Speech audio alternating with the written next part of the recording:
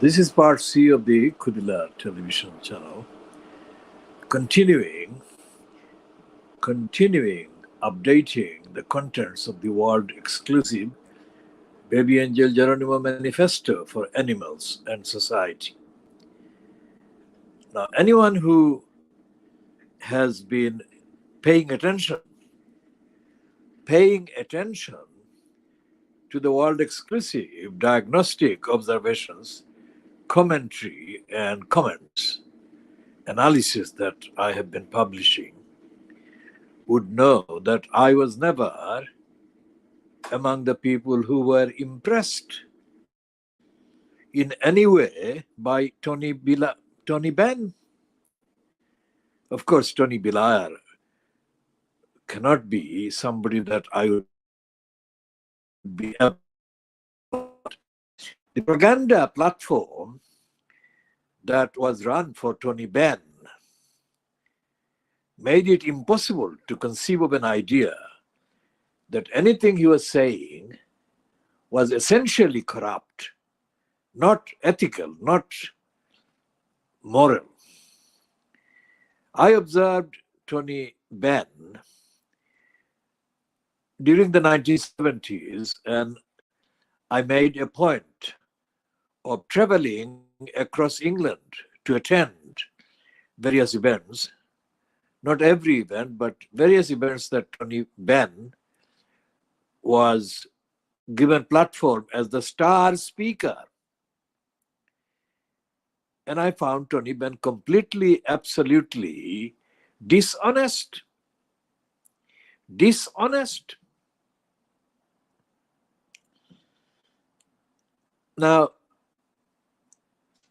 it was not known that Tony Benn was a nepotist, promoting his relations and members of his family wherever he had any power or any connections.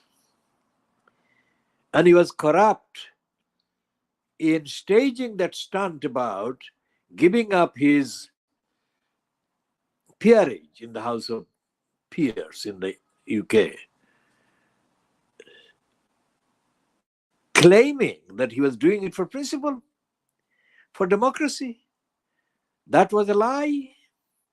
But that lie Tony Benn capitalized on and then made a career for the next few decades as a member of parliament. Now, after he has passed away, his elder son Stephen Benn, membership of the PH, and Stephen Benn has become Viscount Stansgate, which is exactly the title that Tony Benn had claimed to have denounced.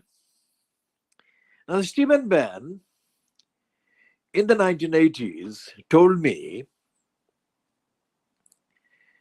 that one day I would be a member of the House of Peers. How did he do that? Because I never had a conversation with Stephen Benn concerning of the, and I have never had any conversation with any single human being anywhere at any time expressing in any way any desire to become a member of the House of Peers. But to Stephen Benn, my becoming a member of the House of Peers was a kind of reward that he saw would make me stop being truthful, stop being a thorn in the side of the crooks and the corrupt state. I never had another conversation with Stephen Benn at all after that. This was 1980s.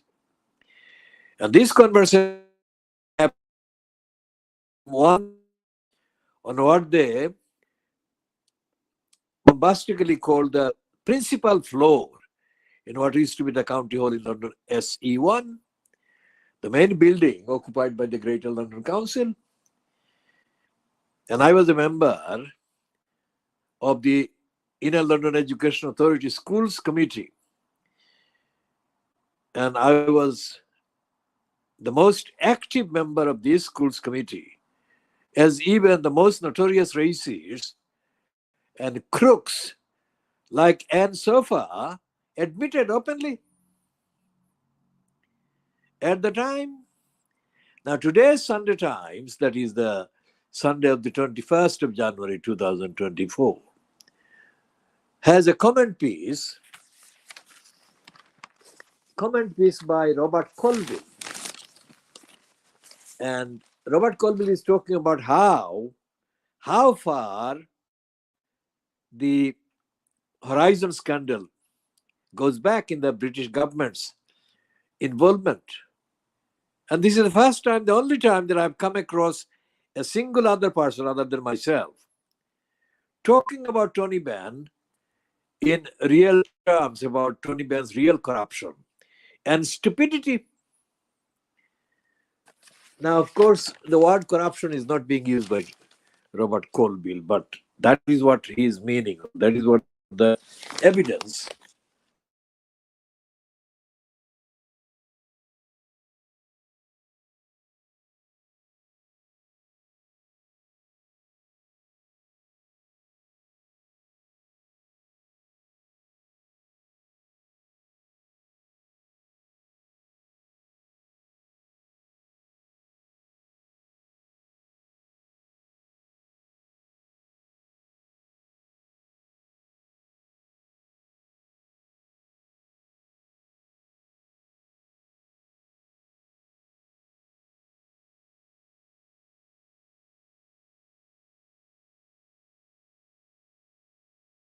about the British Empire or British civilization, as if he, Tony Benn, had some part in creating the quotation in cooperation with M.K. Gandhi. So, Tony Benn was an intellectual kind of thief. Like many people nowadays keep referring to Nelson Mandela as if they are referring to Nelson Mandela somehow gives them, by association, a kind of intellectual and ethical and moral height that is dishonest and that is corrupt. When I suffered Nelson Mandela's main spiel, which he delivered from the South Africa House that is situated on the Trafalgar Square, I was astounded by the emptiness of the man.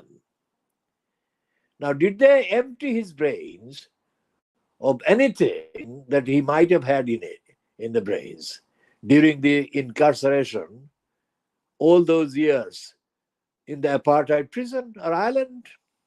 I don't know. But Nelson Mandela was not. Nelson Mandela was not. And I say for the third time, Nelson Mandela was not somebody that actually represented a coherent, moral, ethical, complete opposition to imperialism. He was not. And Tony Benn and his many counterparts in the USA have a bad habit of citing or mentioning or naming Mandela or M.K. Gandhi, Mohanlal Karamchand Gandhi, as if they were associated with them. That is, these people who cite Nelson Mandela or Mohanlal Karamchand Gandhi, suggesting that these people, were associated actively in formulating the ideology, the ethical and moral ideology of Mohanlal Karamchand Gandhi or Nelson Mandela.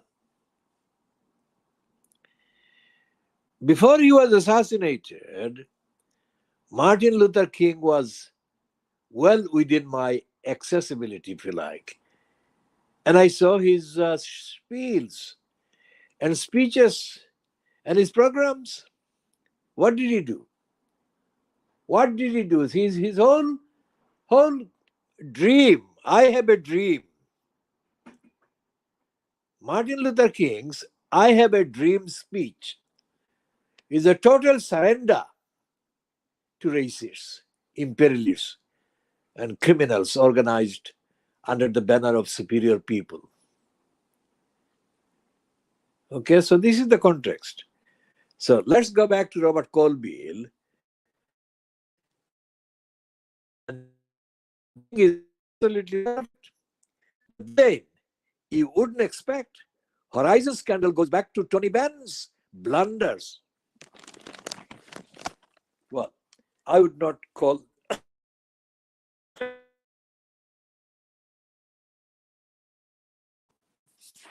what I'd call his stupidities. So let's read the first paragraph of Colville's piece in the Sunday Times today, 21st of January 2024.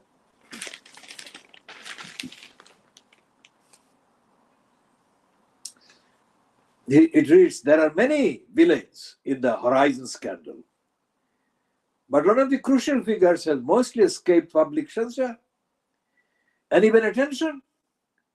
I'm referring, of course, to Tony Benn. In the 1960s, the Wilson government had a problem. No one wanted to buy their products Britain was making. So it decided to form giant new national champions that could conquer the export markets by merging a host of existing companies at gunpoint.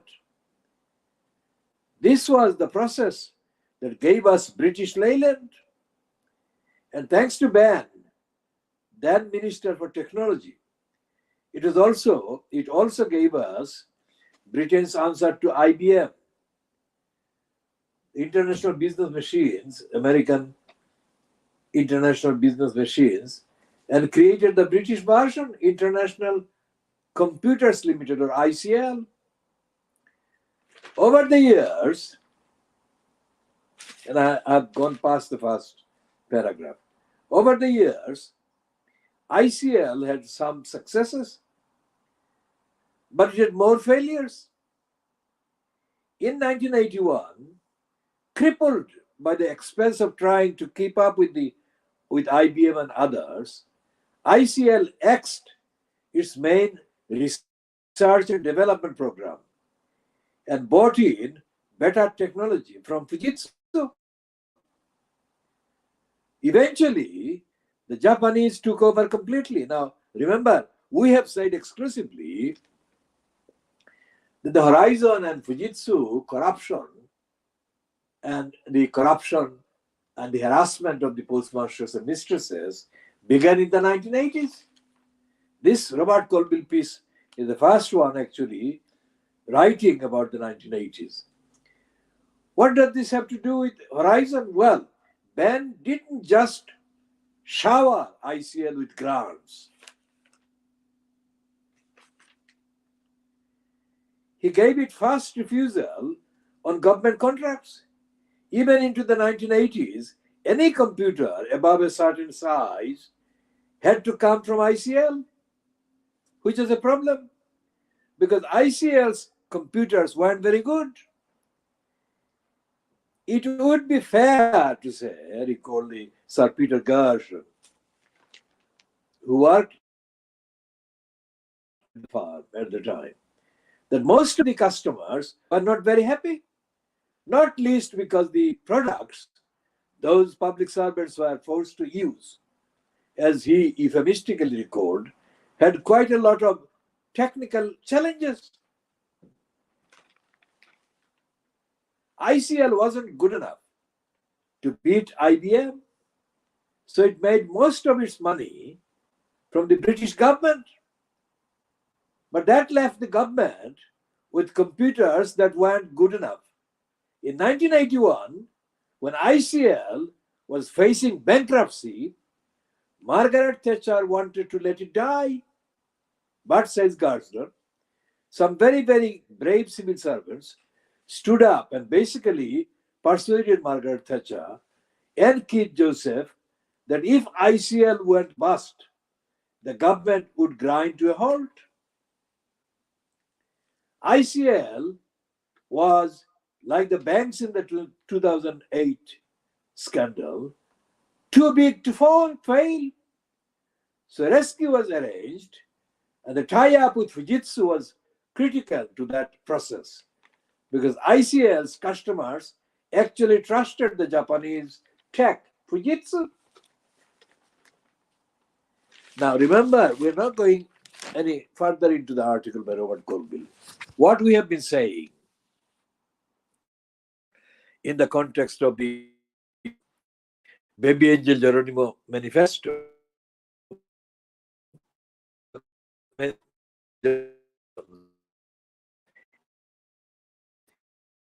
is fit for us for we've been saying